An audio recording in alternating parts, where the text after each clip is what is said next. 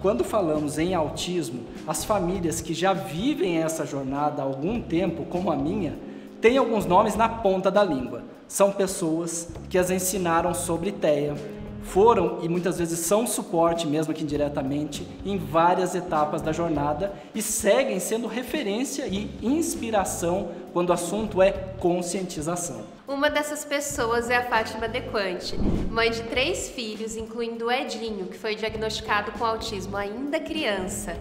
Ela é jornalista, coach de pais de crianças e adultos com autismo de alto funcionamento, especialista em autismo e desenvolvimento e criadora do Ultimates, um projeto internacional de conscientização do autismo. E além disso, outra informação que é legal a gente falar é que a Fátima é administradora da comunidade Pro Autismo, um grupo criado no Facebook pelo apresentador de TV Marcos Mion. Então vamos ver agora o recado da Fátima Dequante.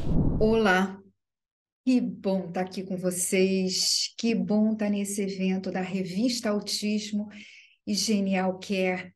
Muito obrigada pelo convite e eu espero que sejam alguns minutos de muita informação sobre esse tema que eu gosto tanto de falar, que é a adolescência e o autismo, o adolescente autista. Em primeiro lugar, a gente tem que pensar que o transtorno do espectro do autismo é uma deficiência complexa, sem modelo único. E é isso que faz com que cada pessoa autista tenha a sua própria gama de habilidades e de dificuldades. Então, na adolescência, surge aquela nova preocupação para os pais, porque eles estão vendo que os filhos estão mudando. E não é só fisicamente, não. Internamente, emocionalmente. A gente sabe que a adolescência é uma fase crucial da vida, que é quando nossos filhos, nossos pacientes, nossos alunos estão em busca da sua identidade. E os autistas igualmente os neurotípicos. E enquanto criança, os pais se ocupam muito de que recebam a educação inclusiva, que se saiam bem na escola, né? No aprendizado pedagógico, na socialização com os coleguinhas. E nessa época é difícil imaginar que eles vão crescer, né? Que um dia, com certeza, isso vai acontecer. E nesses anos que vão vir depois da infância, é quando mais vai marcar a vida do autista, porque ele vai lá querer se conhecer, querer saber aonde ele está em relação aos outros jovens, em relação ao mundo.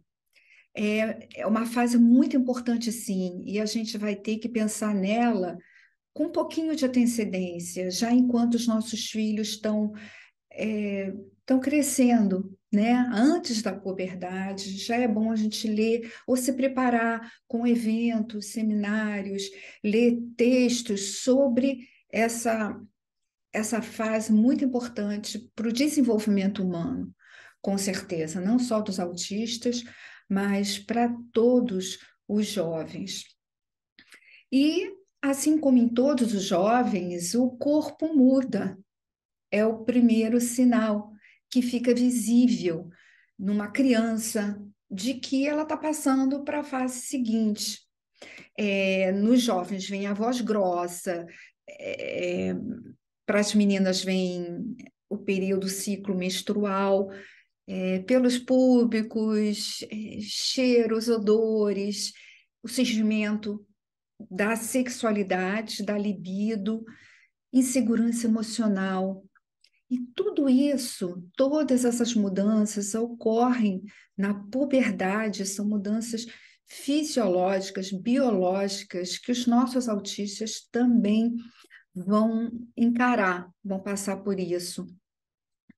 E parece que em algumas situações, dependendo do nível do autismo e daquele pacote de comorbidades que o adolescente tenha, pode ser uma experiência muito traumática. Justamente o que eu falei ainda há pouco sobre odores, sobre mudanças físicas, é, os autistas mais rígidos e com sensorial muito forte, muito sensível, podem ter muitos problemas com coisas que às vezes os pais, né, a família não está percebendo, porque é natural que eles vão mudando. Mas para eles mesmos pode ser o fim do mundo.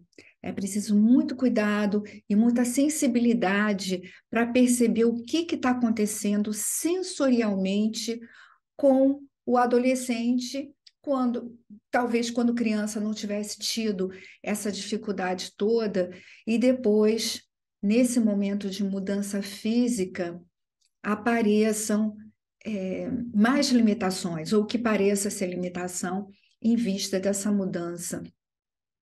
E a gente, em casa, e também na terapia, a gente pode proporcionar aos pais que se preparem para esse período. E como? Manter em casa um ambiente previsível e seguro, que é aquilo que a gente recebe nos primeiros anos, todos nós, quando crianças. E, de repente, parece que na adolescência tudo fica caótico e imprevisível. E por que isso? Porque em casa a gente sempre controla, né, aquilo que os nossos filhos gostam, que não gostam, a gente tenta dar o máximo de previsibilidade para eles. Mas à medida que eles vão crescendo, vão se tornando adolescentes, eles vão estando em outros ambientes onde fica muito difícil encontrar essa previsibilidade que eles têm em casa. Escolas do ensino médio, por exemplo, outros ambientes de estágio, enfim, aonde jovens autistas, de repente, veem a sua ansiedade aumentada em vista de todo esse caos que pode acontecer na vida deles. Veja que, por exemplo, as escolas de ensino médio, elas já não têm esse caráter protetor das escolas elementares. Muitas vezes, né, o pessoal que está super satisfeito com a inclusão diz que, poxa, a tia da escola é tão bacana, tem aquela interação com os pais e consegue, né, estimular a criança e dar a ela também um pouquinho daquilo que ela recebe em casa. No ensino médio é mais difícil, em vista de muita coisa, principalmente da demanda do contingente de estudantes, esse caráter pessoal e protetor da escola fundamental, do ensino elementar, fica um pouco mais comprometido. E também é possível aumentar alguns problemas nessa fase de adolescente. E justamente por isso que é nessa fase que eles vão apresentar talvez alguns sinais no comportamento que vão preocupar os pais e que eles pareciam não ter antes. É, também não é raro que seja na adolescência que alguns jovens, meninos, meninas, ou rapazes e moças, descubram os seus autismos em vista de tantas dificuldades que aparecem nessa fase, que antes não estavam tão óbvias, principalmente quando a gente fala do autismo no nível 1, aquele com uma cognição preservada, né, a capacidade de aprender, talvez com um bom desempenho pedagógico até então, e, de repente, os pais notam também que esse desempenho na escola está diminuindo. E, ao buscarem ajuda, consultarem neurologistas, acabam descobrindo o autismo de seus filhos nessa fase da adolescência, em vista dessas mudanças todas das quais eu estou falando. E é um momento delicado para toda a família, porque a gente quer tanto como mãe, falando como mãe, a gente quer tanto que os nossos filhos se sintam bem, que eles tenham amizade, se encontrem em ambientes que vão aceitá-los bem. E sabemos que existe uma dificuldade muito grande na sociedade. Ainda existe, a gente está tentando combater tudo isso, mais informação, menos preconceito, esse tema maravilhoso da campanha do canal Autismo. E é verdade, a gente precisa continuar informando tanto as comunidades do autismo quanto as outras, ou seja, toda a sociedade. Explicar o que é o autismo e como cada pessoa pode ajudar os nossos adolescentes. E nisso a gente tem que lembrar que a adolescência também é um momento difícil para qualquer jovem, tá? Estamos falando de autismo, mas é na adolescência que todos eles vão querer fazer parte, vão querer se sentir pertencendo a um grupo. E a gente vê que na imitação volta a ser tão importante quanto na infância. Os jovens, quando estão buscando a identidade, eles estão também se comparando com os amigos, os amiguinhos, né, os coleguinhas, e aí eles começam a imitar. Na infância também tem muito disso. Apesar de muitas crianças autistas terem dificuldades com a imitação, outras não. Muitas conseguem camuflar o autismo, principalmente as meninas, como é sabido recentemente através de estudos com o autismo feminino, a gente vê que tem essa coisa de imitar coleguinhas para pertencer àquele grupo. E isso aumenta na adolescência. E quando a gente leva em conta o TEA, a gente vê que nem todos conseguem participar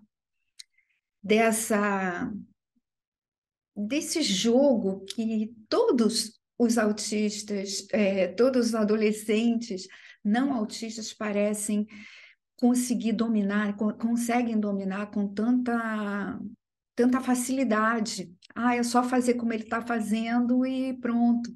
E nem pensa sobre isso, é automático, como se tivesse um chip, né, no neurotípico de fazer mais ou menos tudo igual. E é justamente nesse momento que muitas adolescentes autistas se sentem, para usar uma metáfora, peixes fora d'água. Eles até querem imitar, mas muitas vezes não entendem o gancho de alguma coisa, de alguma brincadeira, de alguma conversa, de alguma atitude, e acabam fazendo do jeito diferente e que muitas vezes chama a atenção dos outros no grupo. E eles ficam sendo, talvez até motivo de um bullying, de uma chacota, tipo, né, ele é devagar, ou ele não saca as coisas tão rapidamente, o que causa tristeza, insegurança, e às vezes faz com que o adolescente se isole mesmo, que fique muito chateado, sem vontade de ir para a escola. Não é raro. Alguns outros podem até ficar mais agressivos, mesmo que nunca tenham sido agressivos, mas poderia ser uma reação a tudo, a essas transformações do corpo e da mente, sem que consigam identificar ou até expressar o que eles estão sentindo. Isso tudo tem uma explicação, porque o neurodesenvolvimento no TEA é variável, é atípico. E cada autista, cada adolescente autista vai ter a sua identidade, a sua idade mental e emocional diferente da sua idade cronológica, né, típica da maioria. Então, a gente precisa sempre, na verdade, em todas as fases, e com certeza na adolescência, enxergar além do autismo. A gente precisa, como família e escola, os terapeutas, a gente tem que notar o comportamento que muda e para poder ajudar os autistas. E é por isso que a gente vê que muitos que antes interagiam com seus pais, nessa fase da adolescência, já não querem mais conversar com eles. Outros sem autismo também, mas no autismo, quando havia essa interação da criança com os pais, ela pode diminuir também na adolescência. Ou eles podem ter esse baixo desempenho em atividades pedagógicas, muita introspecção, ou seja, coisas que eles pareciam não ter também na infância.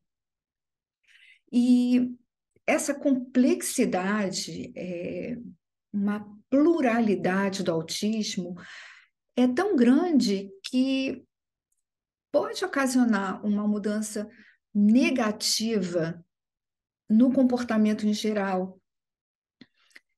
E o que eu acho muito importante comentar aqui é que, e mostra um modo único de ser do autista, é que cada um deles tem a sua personalidade única, individual. E isso vai contar muito nessa fase da adolescência. Como é esse autista? Ele é naturalmente mais falante, menos falante, mais tendido ao isolamento ou não? Ele é um pouco mais neutro ou se abala muito facilmente com alguma coisa, é sensível, menos sensível? Tudo isso vai contar além do autismo, de como o autismo se manifesta naquele jovem. Então, esse modo de se adaptar a grandes mudanças vai pedir muito da gente, como pai, como mãe, como profissional, para encontrar um modo de fazer com que a sua autoestima seja mantida ou até fazer despertar uma autoestima que não existe ainda. E é um assunto tão fascinante, eu queria falar demais, mas como o nosso tempo também é limitado, eu queria pedir uma atenção especial para todos que estão ouvindo agora, sejam vocês familiares ou os professores, os terapeutas, para darem atenção à psicoeducação na adolescência. Particularmente, pessoalmente, como mãe, ajudou demais ao desenvolvimento do meu filho na adolescência, enquanto ele buscava essa identidade. É importante que os autistas na adolescência saibam que são autistas, que entendam como o seu autismo se manifesta e o impacto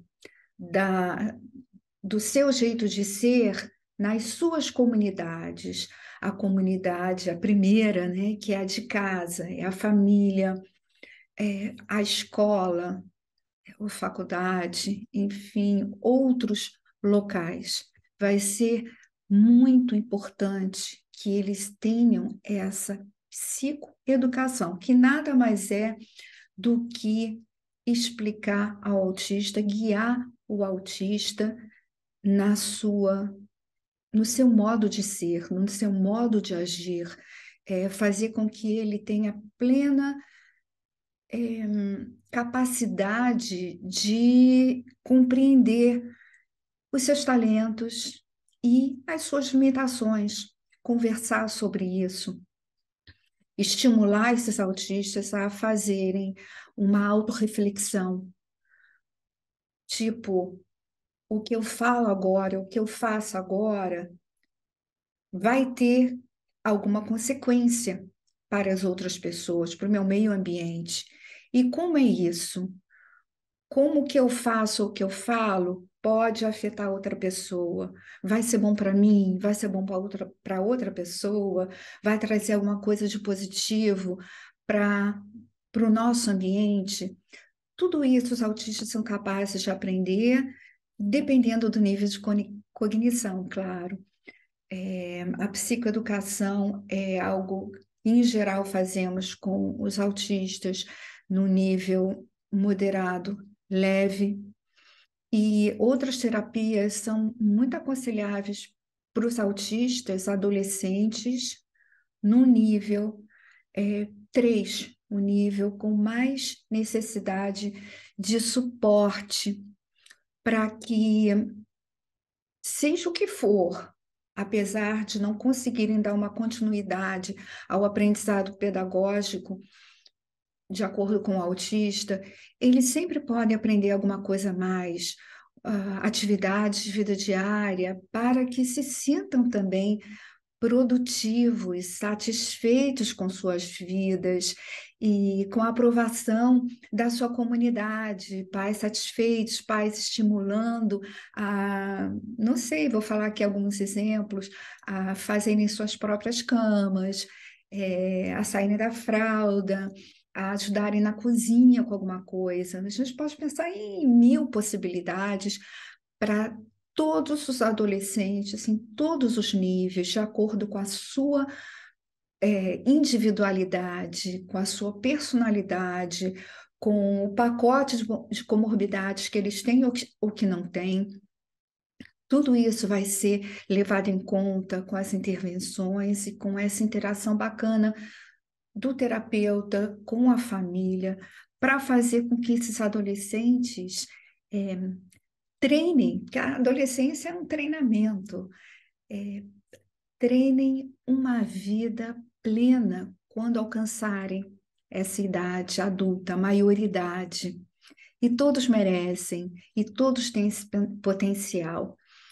Então, eu queria deixar vocês aqui hoje com isso, com essa ideia de que essa fase preparatória é isso, ensinar a adaptação no sentido de não ensiná-los que estão errados, né? Não comentar, não criticar, evitar críticas, mas pontuar que alguma mudança, alguma transformação, alguma adaptação no comportamento vai ser algo satisfatório para eles também.